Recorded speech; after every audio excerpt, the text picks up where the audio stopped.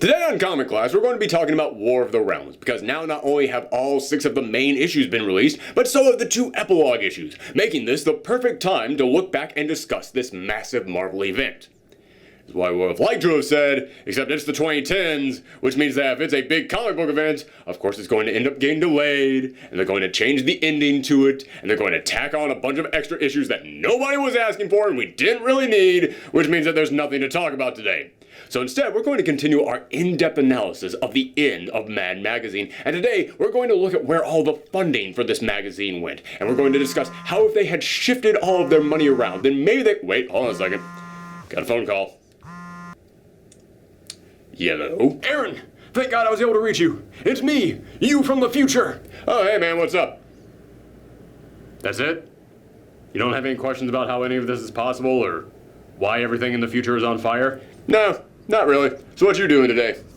I don't know why I expected this to go any differently. Listen, I had to call to keep you from making a complete idiot out of yourself. You mean more than we normally do?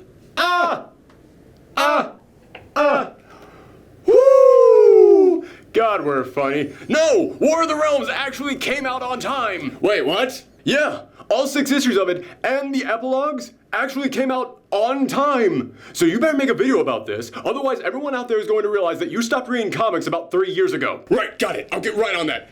Quick question though. If you're from the future, was this opening bit as funny as we thought it was going to be?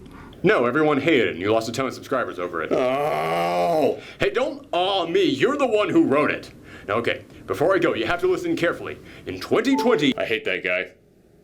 So, War of the Realms, everyone. So yes, War of the Realms has finally come to an end, and it actually came to an end on time. And very quickly as well. This is not something that dragged on for months and months and months. It all kind of just ran according to schedule on this thing. And that is one of many reasons why I have to come in here today and applaud War of the Realms. This is not going to be a video where I come in here and I go, all right, let's analyze every single part of this. Let me just tell you the story of what happened in this issue. There's tons of other YouTubers out there who do that. There are YouTubers who have been doing that issue by issue. You guys, if you want to know about War of the Realms and you're on YouTube, you're already caught up. I'm here to tell you why I think War of the Realms actually gives me hope for a lot of what Marvel is doing right now. Because you guys know me. You know I am not a fan of giant, massive comic book events. But not because I think that they're inherently a bad idea. No, the idea of having something build up to a really big conclusion that affects a lot of characters, that's actually kind of a good idea. That actually can be done very well. I just don't think it has been done very well for a long period of time. I've made many videos talking about this, but when it comes to the idea of just having one massive event right after another, each with zero build-up, coming in here, interrupting so many other books out there, and changing these characters forever when they had their own clear storyline building up, yeah, I'm not a fan of it. It's a lot of stuff that I really hate in comic books today, and every single time that Marvel comes in here and announces a new event coming up, people always contact me on Twitter and say, oh, I can bet how angry you're getting at this. I actually have not gotten angry at any of Marvel's big events, or at least any of their big event announcements, in a pretty decent amount of time right now. Because Marvel actually looks like they're fixing a lot of the problems that I have with their big events. So today, when I talk about War of the Realms, I'm not just going to come in here and point out the stuff that I liked about it. I'm also going to point out how it and several other things that Marvel has announced coming up kind of give me hope, kind of make me actually excited for some of Marvel's really big events. Now, first thing that I really have to applaud about War of the Realms is that it was quick. Is that we had been building up to this thing for a long time. So if they wanted to take their time, if they wanted this thing to last for like 8 months, I wouldn't really have been able to blame them. I wouldn't have been able to come in here and go, oh, well, geez, I can't believe that you have this giant, massive event just taking up so much space across so many of your books, because they kind of earned it. Because they had kind of been building up to this thing for 6 freaking years now, letting us know, hey man, get ready, because it's coming. And it never felt forced. Every single thing that they had happen in the build-up to War of the Realms felt like, yeah, Malekith wants to take over all 10 realms. We have watched him move those little pieces across his board for years now. So when it comes time to the actual big show, I'm kind of ready to sit there and watch it all play out. You have made me intrigued enough that I want to see what happens, but they still realize, yeah, but we got other stories to tell here. We can't take up too much of everyone's time. So they came out here, made 6 issues, and made it come out twice a month. So it was just bing, bang, boom, in and out, it is done. I love it. I love that they came in here with this big, massive story that they had been building up to all this time, but they still didn't really interrupt anybody's book. And if they did interrupt anybody's book, it didn't interrupt it for that long. And a lot of the books that did get interrupted to be a crossover into this series, it actually made sense. Like, a lot of the books that ended up crossing over into this, they were the really big titles out there. Like Avengers, Fantastic Four. They were those books that didn't need that quote-unquote event sales boost. That's something that has always bugged me whenever Marvel does these really big events that cross over into everything, is that Marvel will come out here and say, hey, a lot of those smaller books out there, they stick around because of the sales boost that they get from crossing over into these books. I worked in a comic book store for many years. No, they don't. They do not at all. And I have watched the sales for these books. Yeah, you might see a sales increase. It does not make the book last longer. The book still ends up getting canceled around the time that would end up getting canceled. So all that you ended up doing was basically turn to the people who wanted to see how this story played out and went, all right, man, we're going to take up 2 issues that could have been used to continue telling this story, to interrupt it with this crossover. So in a way, you didn't actually gain anything from these issues. You didn't actually gain anything from the crossover issues. You actually took issues away from the people who had been enjoying that series when they knew they had a limited number of issues to enjoy. So yeah, that's not really something that I've always agreed with on Marvel's side. Whenever Marvel comes in here and says, oh yeah, the smaller books, they need that help from these events. They really don't. I think most people reading those smaller books would rather have just spent the remainder of the issues that they had reading the story that they were going to have in there. So with this, it was Avengers. Made perfect sense for that to cross over. Fantastic Four, made perfect sense for that to cross over. But also, again, they were books that didn't need the help. They were more just books like, hey man, let's see what the Fantastic Four does when they have to fight trolls. That sounds like a cool idea in there, and that's what happened. It was kind of a cool idea in there. The only smaller book that really crossed over into War of the Realms was Squirrel Girl, but it's because Squirrel Girl has a connection with Loki and Thor, and also one of her first enemies in that series was a Norse god. It was this squirrel that was like a god of mischief that crawled across the world tree. So if you're going to have a book about all these Norse enemies invading Earth, yeah, you kind of needed to have Squirrel Girl get involved in this in some way, because she had a big enemy that would be involved in this in some way. That just made sense to me. Of course, you had to have that book crossover. So yeah, I do not look at the Squirrel Girl issues that crossed over into this and think, oh geez, you just cram this War of the Realms thing into this book that I'm really enjoying for no reason. No, it had a reason. It had a reason that actually made a ton of sense. So hooray! Good for you on that. Another problem I always have with big, giant, massive crossover events is that they'll put out there a ton of miniseries, basically just to kind of trick you into thinking that they're important. Oh, I've got to buy all the little miniseries too if I want to know what's going on in the main story. Not really. No, you don't. They just slap that title on a miniseries to convince you to buy even more books. It's something I've always had a problem with in these big events. However, this time around, yes, they did launch a bunch of miniseries. And there were several of them that were not important at all. Like Journey into Mystery, that one didn't really play into anything. The New Agents of Atlas didn't really play into anything. You did get to see other heroes taking on these different evil forces that worked for Malekith. So it was stuff that was happening, but wasn't stuff that was really going to play into the overall impact of this giant event. However, those miniseries were actually pretty good. I actually really enjoyed Journey into Mystery, and I actually really enjoyed The New Agents of Atlas. And those books didn't really cross over into, like, say, the Miles Morales book. You know, Miles Morales was in Journey into Mystery, but they didn't come in here and interrupt Miles Morales' main storyline to go, well, now you have to tell this War of the Realms story. No, they took Miles, put him in this little side story, and it was fun. So if you enjoy Miles Morales, his book was not interrupted by this. You can just keep reading Miles Morales. But if you want another fun little thing out there, you now have the Journey into Mystery miniseries. And again, I know that it's kind of sleazy to come in here and create a bunch of miniseries to try and trick people into thinking, oh, this is going to be really big and important when it's not really big and important. But if you're going to do that, at least make them fun. At least make them good. and these were fun, and they were good. So I don't really have that much of a problem with it. Because, listen, as I said, I do understand that that is what these companies are doing. They're basically trying to come in here with a big old label on this book to get people to buy this book because they think that ties into the main event. But if you're going to do that, if you have to do that, I would far rather you make it some side story that doesn't affect the main books than force it into the main books. And that's kind of what they did with a lot of these miniseries this time around. And as I said, I actually had a really good time with them. But here's the really amazing thing to me.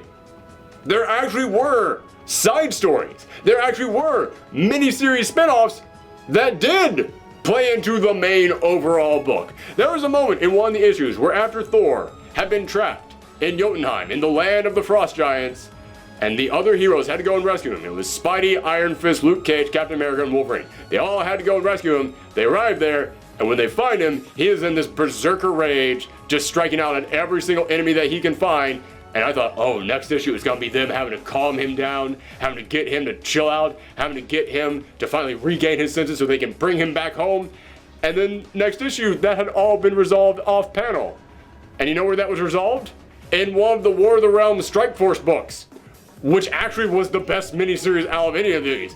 All of the Strike Force books were actually really damn good.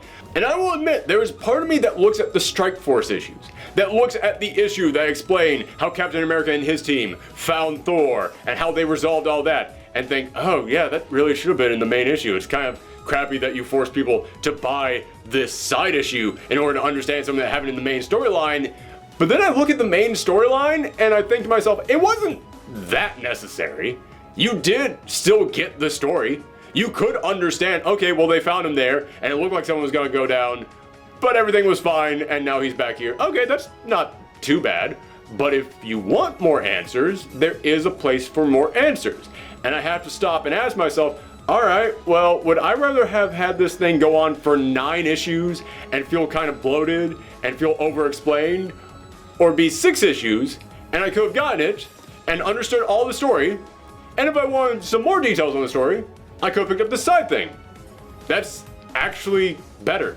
If you have to do that thing, where you have a big event, and you have to have little miniseries in there, yeah, make each of the miniseries feel like they are not 100% necessary, but they do give you some more information to understand more stuff going on. Like there is a moment in the main series where all of a sudden Carol Danvers pops up and she's leading the War Avengers. And I looked at that and went, that team looks freaking awesome. And I want to know more about that team. And you don't really get much on them there in the actual series, but they did give them one of those Strike Force issues. One of those Strike Force issues was dedicated to the War Avengers.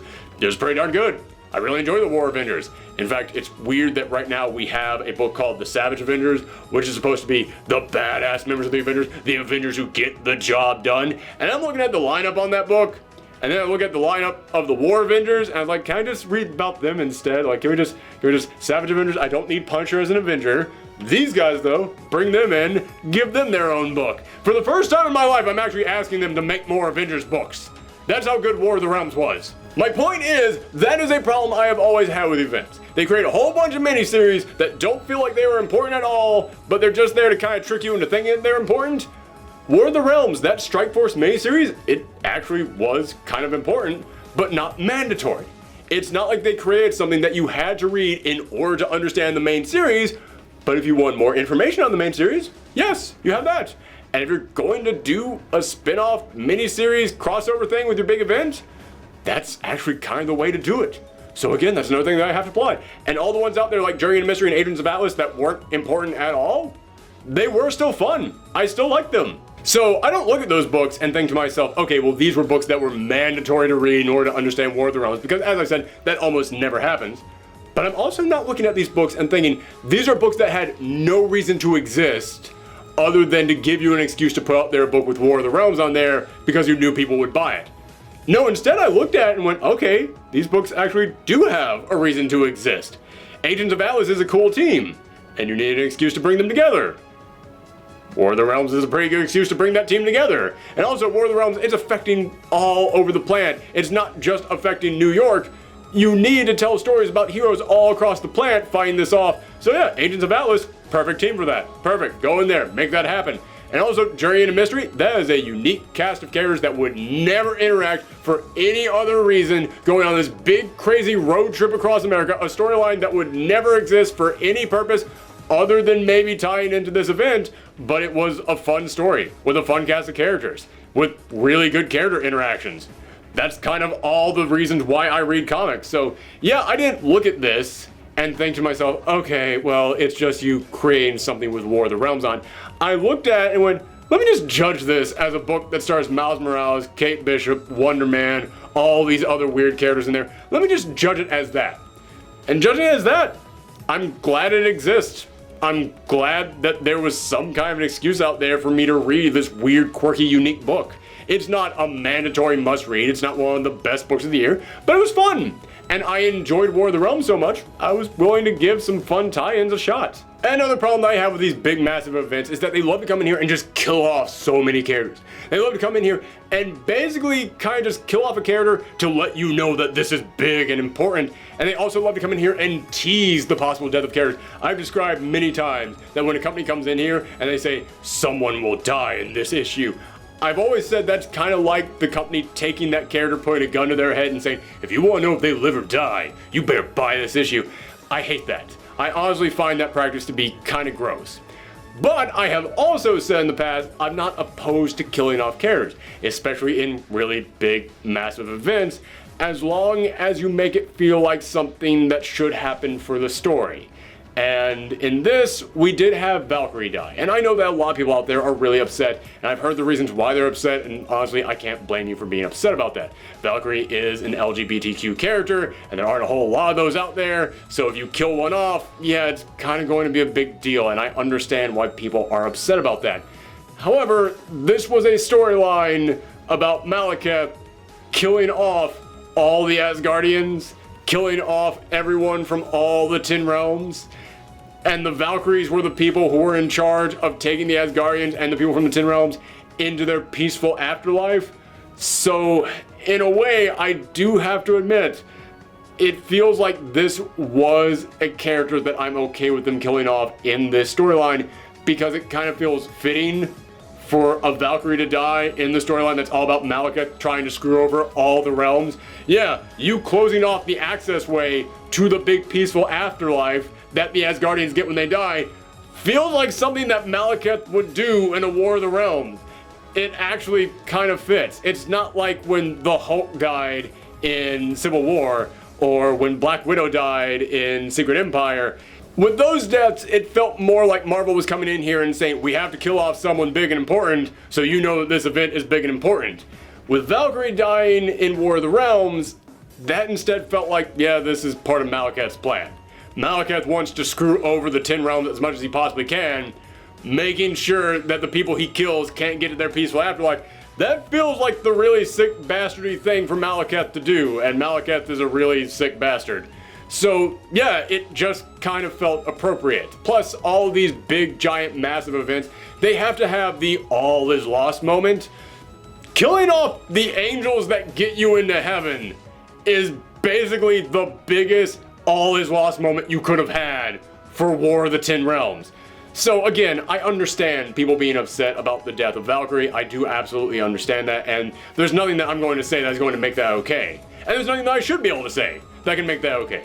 There are reasons why people are going to be upset about that, and when people are upset about it, you should listen to them, but again, just speaking in terms of story structure, when it comes to a character dying, yeah, I felt like that was actually appropriate for this storyline. Another problem that I have with giant massive events is that they love to bring in characters who have nothing really to do with any of this. Characters who should have totally just been left to the side and should not have gotten involved in any of this at all. Every single character involved in this actually makes sense to me. Like, you have Heimdall, the god who sees everything. He's been blinded. So now he needs help being able to use the Rainbow Bridge, being able to send people out on these missions. Who can help him with that? Oh gee, I don't know. Who could help a blind person see? Daredevil. Daredevil gets in there, he gets Heimdall's sword, he gets the powers of a god, and yeah, it fit.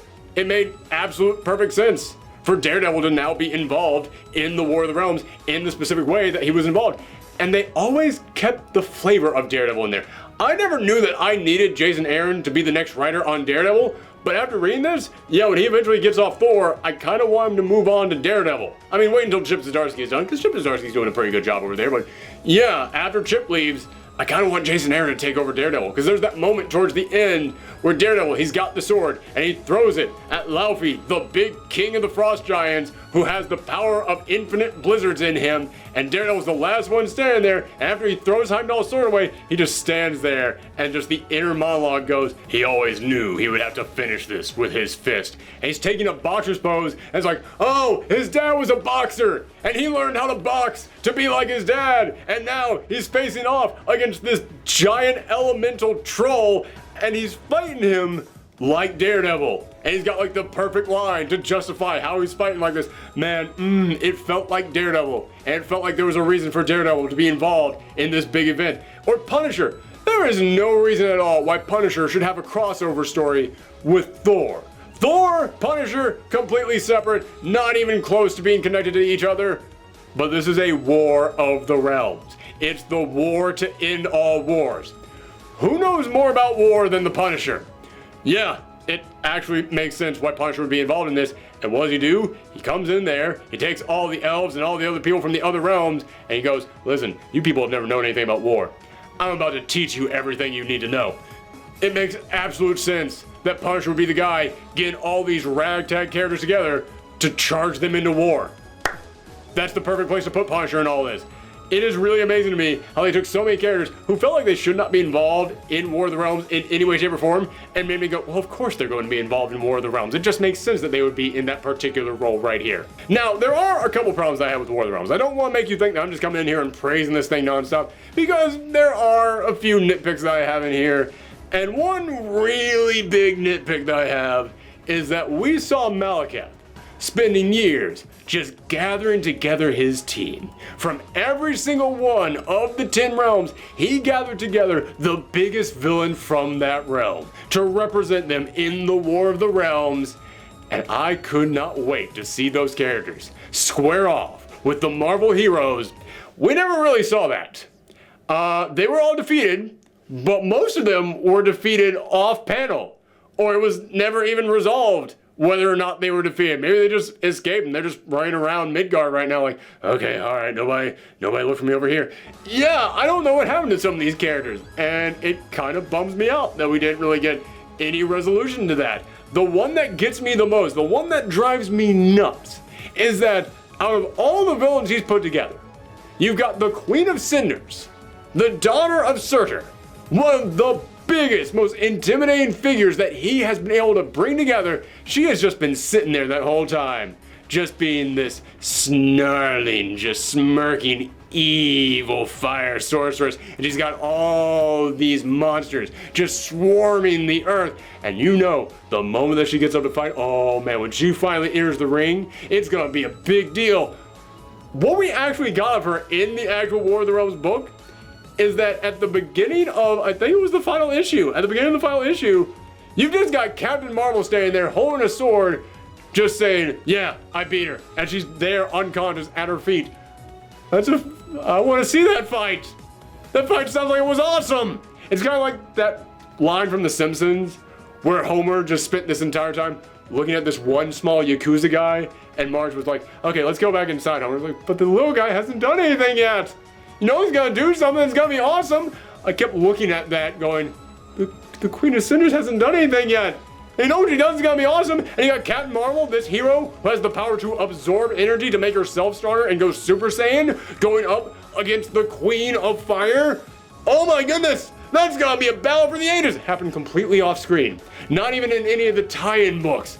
Oh my god, that drove me nuts. Don't get me wrong, the big battle modes that we got, they did work. Like I said, the stuff with Laufey and Daredevil, oh man, love that. The stuff with Malekith, he was always great in here. But yeah, there's so many big villains that we got in here, and we didn't really get to see them do much. Yeah, that was a big problem I had with this. That's one of the reasons why, even though I really did enjoy this, I'm not going to place it up there as the best thing that Marvel's ever done. But yeah, in terms of their recent giant massive events, it's still head and shoulders above all those. But it still did have one giant thing that I was missing to make this just perfect for me. However, even though I wanted to see the heroes go up against the big villains, the fact that the turnaround and the heroes actually taking back Midgar and actually fighting up the forces felt like sort of a B plot, didn't really feel all that important, I'm actually kind of okay with that. Like I said, I would have liked to have seen the heroes actually face off with these big villains, but when we got to issue 5, it was kind of like the turnaround had already happened. It had kind of been like the heroes' comeback just happened off panel, and now the heroes are suddenly winning again. And I looked at that and went, oh really, we're not gonna get like the big moment of them coming back around? But at the end of chapter 5, Thor gets a message from Malekith and says, yeah, listen, I got Odin and I got Freya, and if you come here and fight me, cool. But if you bring anybody else, they will instantly die. My magic is set up so that if anyone other than Thor comes to challenge me one-on-one, they're going to die. And I looked at that moment and went, now I see. Okay, it's actually kind of smart. Again, really wish we had gotten the big showdown between the villains and the heroes, but the fact that the big comeback, that Earth fighting back against Malekith and the forces being turned away, kind of happened almost off screen, I'm actually kind of okay with it, because when it got to that moment, I realized, oh yeah, there was never any doubt that Malekith was going to win. There was never any doubt that Earth was now going to come under the rule of the Frost Giants. We knew that wasn't going to happen. We knew the heroes were going to win this in the end no matter what. What we didn't know is whether or not Odin and Freya were going to survive. Because they have been hinting at this for a while now, that Odin, this might be his last hurrah. This might be his swan song. This is a story by Jason Aaron after all, and Jason Aaron kind of specializes in telling stories about old bastards who are regretful about their lives. And Odin is the biggest old bastard of them all, who has a lot of life to be regretful for. So you're looking at this thinking, all right, yeah, we knew that Midgard was going to be safe. We knew the heroes were going to win, but we didn't know if Odin was going to live. So the fact that they came in here and basically just turned to the audience in issue 5 and said, yeah, listen, we know that there's no suspense to this. We know that you know that Malekith is not going to take over the Earth. But this is the question that you don't know the answer to. I love that they just pivoted to that so hard. I thought that was great. But at the end of all this, Thor is able to come in here and he's able to take down Malekith, and he is able to outsmart Malekith because he uses the Fantastic Four's time machine to get his younger self from the past and his older self from the future. The two different versions of him that started Jason Aaron's entire run on Thor. The two different versions of him that we saw team up with modern day Thor in the very first storyline that Jason Aaron wrote, he brought them back. And it's not like he forgot them ever since then. We have seen them in other short stories here and there all throughout Jason Aaron's run. He has kept them fresh in our mind. And that was great because here at the end, he took all that stuff that he had been hinting at and the thing that started his run and brought it all back around. Anytime that you can take something from the very beginning of your storyline and bring it right back around, sold. That's all I need. But that wasn't the only thing that came back around. I don't even know if I can go into detail about how many elements from Jason Aaron's entire Thor run all came back around in the final issue. We had seen that in the future, Thor was going to lose an eye. And what happened in that final issue? He had to sacrifice an eye to the World Tree in the sun because that had been set up from a previous storyline. The World Tree had been thrown into the sun. He had to sacrifice an eye to the World Tree in order to gain the knowledge of how to defeat Malekith. So now, Thor was missing that eye. And then, he used the World Tree in the sun combined with the God Tempest, the living storm that had been existing inside of Mjolnir, another element that he had set up previously in his run on Thor. And he had those two things combined to form a brand new Mjolnir. He created a brand new hammer for himself, but he wasn't the only one who picked up a hammer. You had also had the War Thor's hammer just sitting there this entire time. Another element he had set up in previous storylines, just sitting there, just waiting for someone to pick it up. And Jane Foster went in there, she picked it up in order to become her version of Thor one last time. So you could have 4 Thors go in there and save the day and defeat Malekith. Yeah, as I said, anytime that you can bring stuff back from previous storylines and make it all pay off in one big moment, I'm sold. And this was so many elements from Jason Aaron's entire run all coming in here at this final moment. Now, that's what happened in issue 6, and I wanted to wait and come in here and actually talk about War of the Realms until after the epilogue issues had come in here. Because like I said, War of the Realms was fast. War of the Realms was bam, bam, bam, bam, bam, we're done, we're out, that's it. Because that issue ended with Odin coming in here and just declaring that Thor was now the new Allfather, and that's kind of just how it ended. And you just looked at that and went, oh, it feels like there is way more story here. There's a lot left unexplained here. There is a lot that still needs to be covered in here, and 2 epilogue issues came out today. One of them was War of the Realms Omega. I'm gonna let y'all know right now, you can skip that. All that is just advertisements for the spin-off series that are coming out of War of the Realms. For the Jane Foster Valkyrie series, for the Loki series, and for the Punisher Kill Crew miniseries that's coming out. That's it. It's just advertisements for that. There is no reason to read outside of that. However, the Thor issue that came out today, that's an actual epilogue. That is Thor having to deal with the idea of him being Allfather, him having to accept this decision that Odin has made, him having to accept, am I going to be the Allfather, and him sort of making the decision of how he's going to be Allfather. He's going to change things around, and it ties back into this whole thing of, is Thor worthy of Mjolnir? Because that has been the question that Jason Aaron has been asking ever since Thor ended up losing his hammer. Ever since, honestly, the first issue of his run, when he had Gore the God Butcher come in here, and basically declared that none of the gods are worthy. He had Thor decide that, yeah, you know what? We shouldn't ever think of ourselves as worthy. Because the moment that we do think of ourselves as worthy, that's the moment that we stop trying to improve ourselves, that's the moment that we stop trying to help people. So we constantly have to struggle with that. We're going to have to constantly have to work to be worthy. So as the Allfather, that's what I'm gonna do. We're gonna make some changes around here.